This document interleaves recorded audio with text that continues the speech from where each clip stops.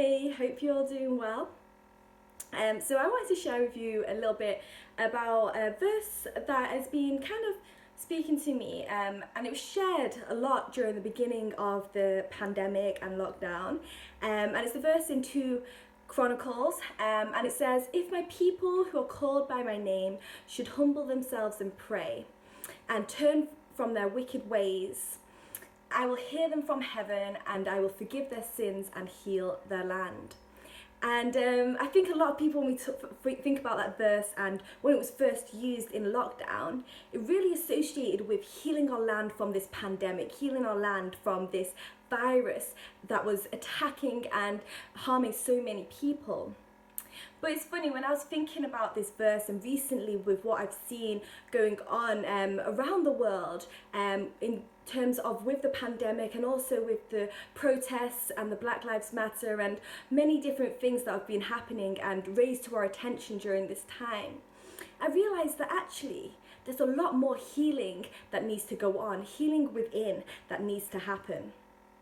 That God, yes, He wants to heal the land from the virus, and it's amazing when we hear the stories of people who have been healed from this virus themselves.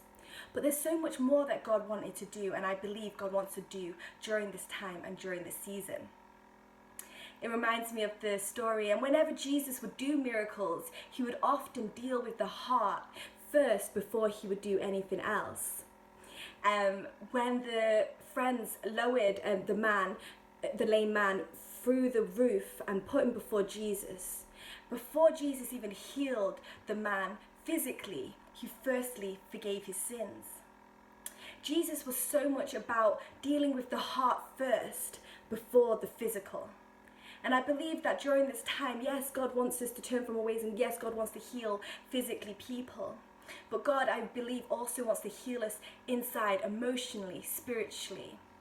That I believe God wants to heal people and heal us from the hurt, the pain, the bitterness, the anger, the distress that people have been carrying around for so long, and the wounds that are sometimes being opened during a time and a difficult season like this. And I believe God, during this time and during this season, wants to see healing across the land inside first before anything else.